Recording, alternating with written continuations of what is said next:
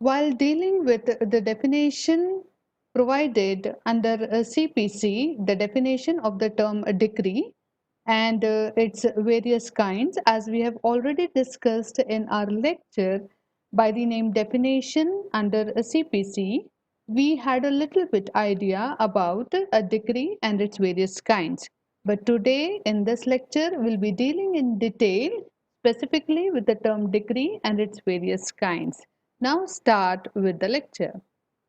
Section 2, as we have already discussed, deals with the definition wherein in all 20 definition been provided under CPC. Under this 20 definition, the important definition which we need to understand is the term decree. Decree means a formal expression of an adjudication which, so far as regards the court expressing it, conclusively determines the rights of the parties.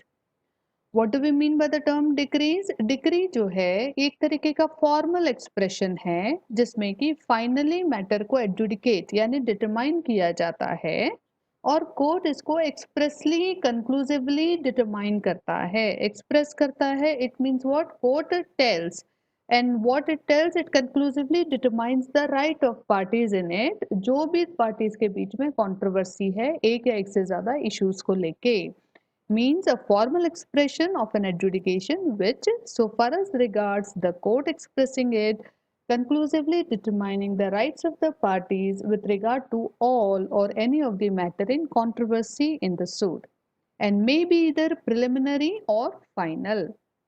ये जो degree है ये कैसी हो सकती है? Preliminary भी हो सकती है और फाइनल भी हो सकती है. It shall be deemed to include the rejection of the plaint and the determination of any question within the section 144.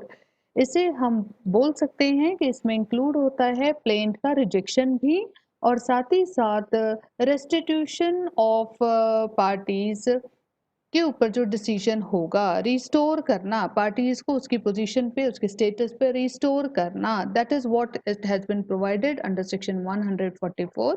उससे रिलेटेड भी कोई क्वेश्चन को यदि कोई डिटरमाइन करता है तो उसे हम डिग्री कहते हैं.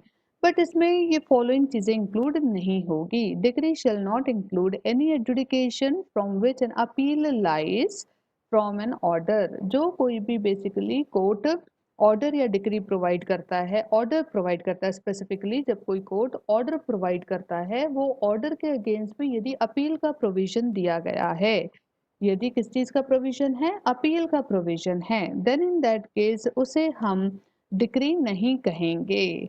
Next is any order of dismissal for default. अगर मान लीजिए हमारे मैटर को डिसमिस कर दिया गया है for default, then in that case उस ऑर्डर को जिसके द्वारा उसे डिसमिसल फॉर डिफॉल्ट किया गया है उसे हम डिक्री नहीं मानेंगे. डिफॉल्ट का मतलब क्या होता है? कोई कमियां रह गई है और उसको पूरा करने के लिए हमें बोला गया है, बट वो समय पर यदि हम पूरा नहीं कर पाते, यदि कोई कंप्लायंसेस कोर्ट ने बोले हैं पर वो कंप्लायंसेस हम क्या नहीं कर पाते? पूरे नहीं कर पाते हैं टाइम पे, then in that case it is considered to be a dismissal for default. So in that situation it would not be termed to be a decree. Now let us see the explanation. A decree is a preliminary when further proceedings have to be taken before the suit can be completely disposed of. Decree जो है ये preliminary तब होती है जब ये order के बाद में या ये डिक्री के बाद में फर्दर प्रोसीडिंग्स में बहुत सी बातें होने बाकी होती है. कहने का मतलब है मैटर अभी तक कंप्लीटली डिस्पोज ऑफ नहीं हुआ है.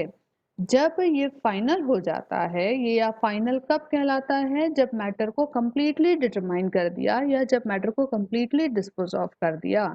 Therefore, on the basis of that, we can say it may be partly preliminary and partly final. Now, let us see the case law for different situations.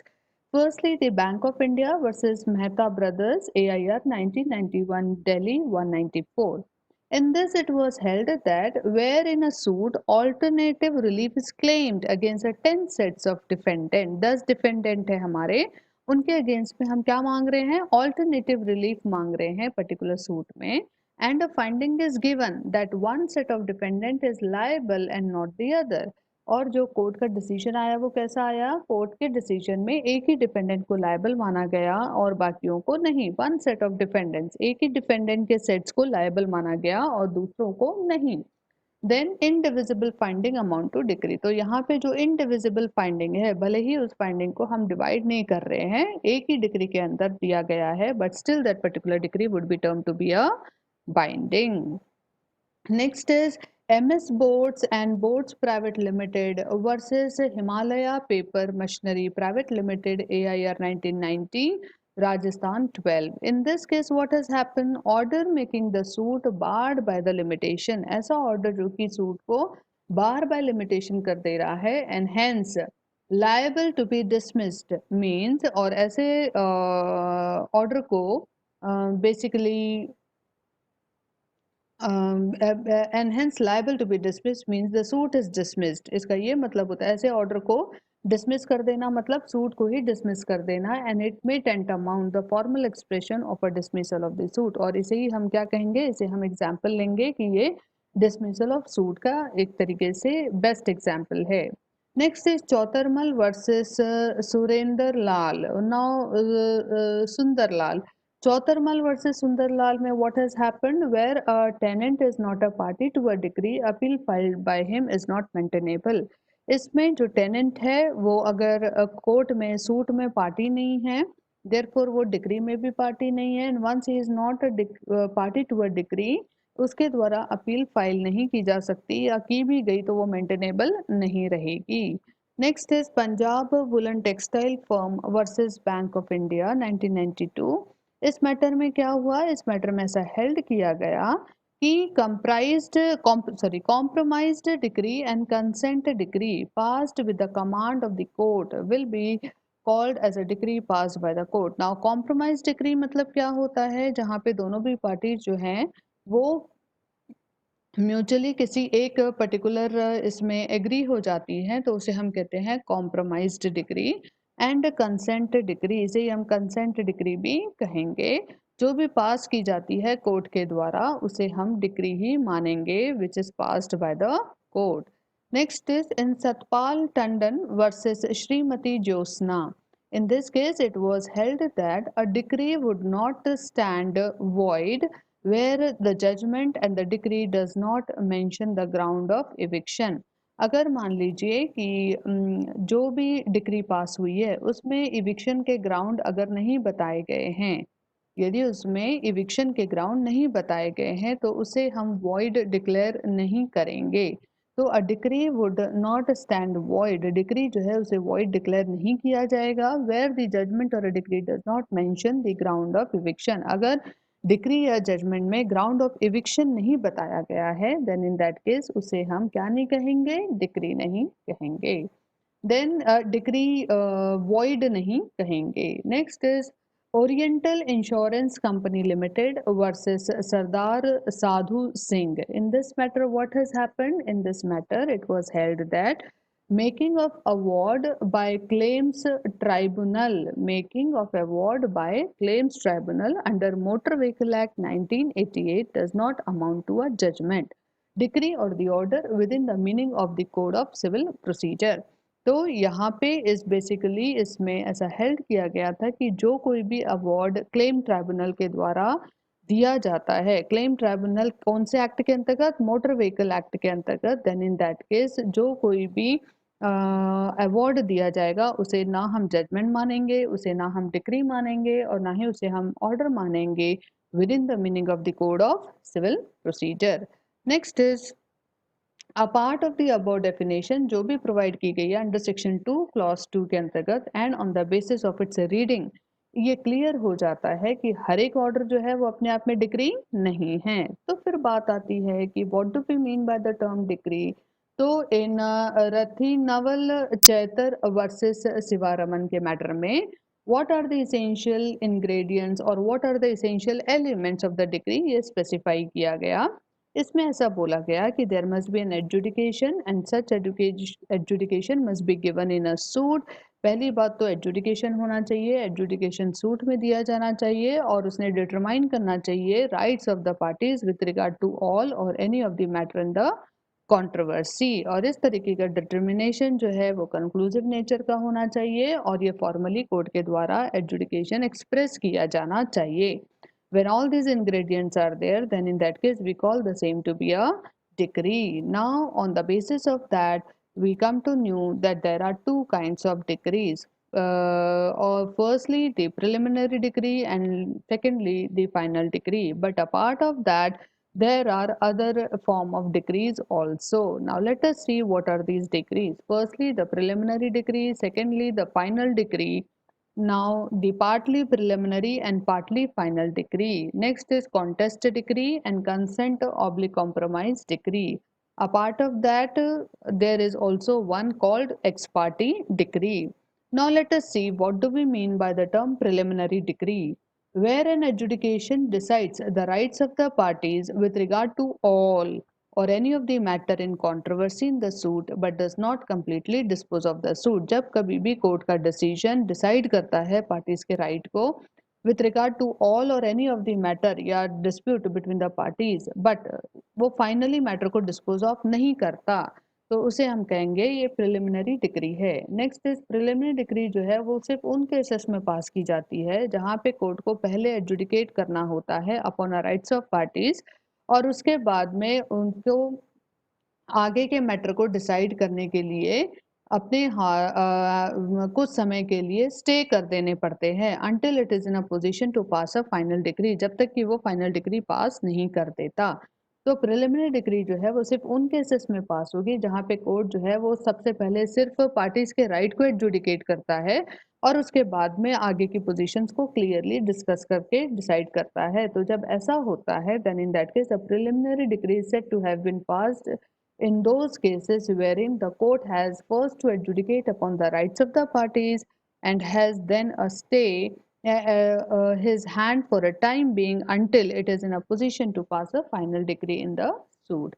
Next is it means a preliminary decree is only a state in working out the rights. इसका ऊपर पढ़ के एक मतलब निकलता है कि prelim degree जो है वो सिर्फ क्या करती है, वो पार्टीज के राइट्स को वर्कआउट करके देती है, बट एक्चुअली देखा जाए तो फाइनली एडजुडिकेट करना अभी बाकी है. फाइनल डिग्री के द्वारा ही इसे फाइनली एडजुडिकेट किया जाएगा. Next is what do we mean by the term final decree. When within the prescribed time period no appeal is fixed or filed against a decree or a matter has been decided by a decree of the highest court. कहने का मतलब है जब कभी भी कोई degree पास होती है या जब कभी भी कोई ऑर्डर पास होता है फाइनल ऑर्डर जिसके अगेंस्ट में अपील फिक्स नहीं की गई है अगेंस्ट दैट पर्टिकुलर डिग्री, और कहने का मतलब है कि मैटर जो है वो हाईएस्ट कोर्ट के द्वारा डिसाइड किया गया है, देन इन दैट केस हम क्या बोलेंगे, उसे फाइनल डिग्री बोलेंगे. When a decree so far as regard the court passing it completely dispose of the suit, it is in the later sense that the word final decree is used. कहने का मतलब है parties के बीच में जो कोई भी कंट्रोवर्सीज हैं, जो कोई भी कॉज ऑफ एक्शंस है, उन सबको लेके कोर्ट जो है यदि डिक्री पास कर देता है, कहने का मतलब है कंप्लीटली डिस्पोज ऑफ कर देता है सूट को, देन इन दैट केस हम वहाँ पे वर्ड फाइनल डिक्री यूज करते हैं एंड अकॉर्डिंगली वो डिक्री जो है वो फाइनल कहलाई जाएगी. This decree completely disposes of the suit and finally settles all the question in controversy between the parties and nothing is remained to be decided. ये जो डिक्री होती है completely एक तरीके से डिस्पोज ऑफ कर देती है सूट को और फाइनली सेटल करती है सारे क्वेश्चंस को इन कंट्रोवर्सी जो भी पार्टीज के बीच में होता है. ये देने के बाद में अब पार्टीज के बीच में कुछ भी डिसाइड करने के लिए नहीं बचता है. उस सिचुएशन को हम बोलते हैं कि ये this is nothing but a final decree. Generally there is only one final decree in a suit. Normal situation में तो एक ही सूट में एक ही फाइनल डिग्री होती है, लेकिन स्पेशल सर्कमस्टेंसेस में एक सूट में एक से ज़्यादा फाइनल डिग्री हो सकती है. एग्जाम्पल ले लीजिए, अगर दो या दो से ज़्यादा कॉज ऑफ एक्शन है, यदि वो ज्वाइन टुगेदर कर दिए जाते हैं, then in that case there could be more than one decree in a same suit. Next is partly preliminary and partly final. Now let us see what do we mean by the term partly preliminary and partly final. So example is in a suit for possession of immovable property with a measne profit, the court decree for possession of the property. कहने का मतलब है कि suit is for the possession of immovable property with mesne profit. अगर हमने suit file किया है immovable property के पोजीशन के साथ साथ, तो हम उस पर मेजने प्रॉफिट भी क्लेम करना चाह रहे हैं। तो ऐसे वक्त में कोर्ट जो है सबसे पहले तो डिक्री पास करेगा कि पोजीशन किसके पास में है, और दूसरा डायरेक्ट करेगा कि इंक्वायरी की जाए इनटू दी मेजने प्रॉफिट। मेजने प्रॉफिट में इंक्वायरी की जाए, पता लगाया जाए कितना मेजने प्रॉफिट है, कितना कमाया है और कब से रॉन्गफुल पोजीशन में पर्सन रह रहा है। The former part of the decree is final. अगर हम ऊपर की बात करें, decree position of the proper decree for position of the property, ये चीज फाइनल है। वाइल लेटर पार्ट अगर हम देखें तो हमको पता चलेगा कि वो सिर्फ और सिर्फ प्रिलिमिनरी है, for the reason that mesne profit जो है अभी कैलकुलेट करना बाकी है, इंक्वायरी करना बाकी है, because the final decree for the mesne profit can be drawn only after the inquiry and the amount due is ascertained। जो भी अमाउंट ड्यू है, कितना अमाउंट देना बनता है, ये चीज जब तक तय नहीं होती तब तक हम ये नहीं कहेंगे कि उस मैटर में फाइनल डिक्री पास हो गई। In such a case, even though the decree is one, it is partly preliminary and partly final। Above जो ऊपर अभी केस देखा है उसमें भले ही डिक्री जो है is one only, लेकिन उसका नेचर कैसा है, it is partly preliminary and partly final।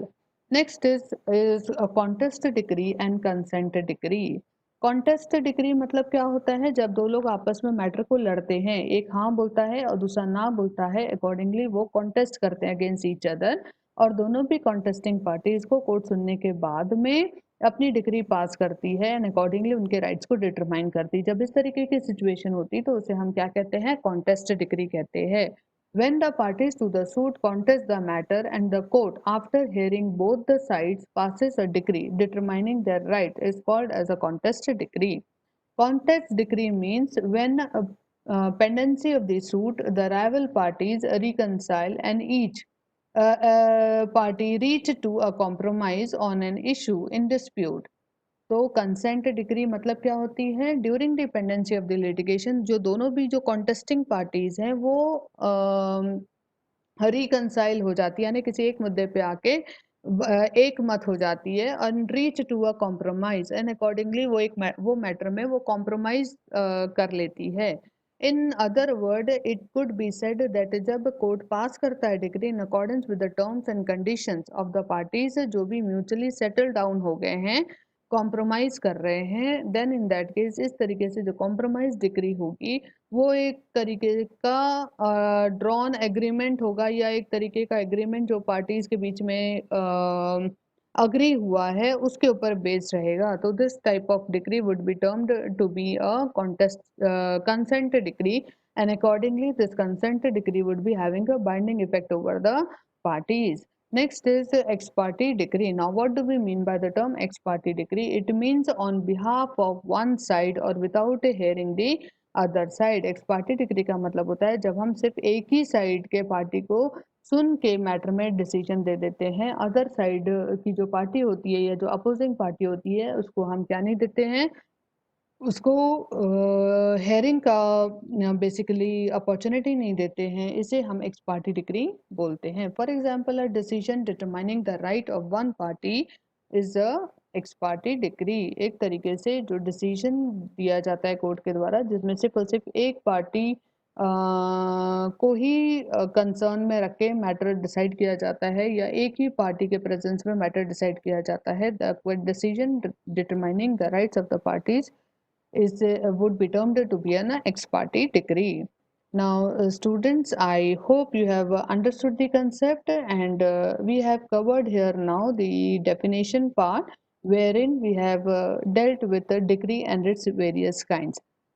Thank you so much for attending this session. I hope you have understood the concept. Thank you।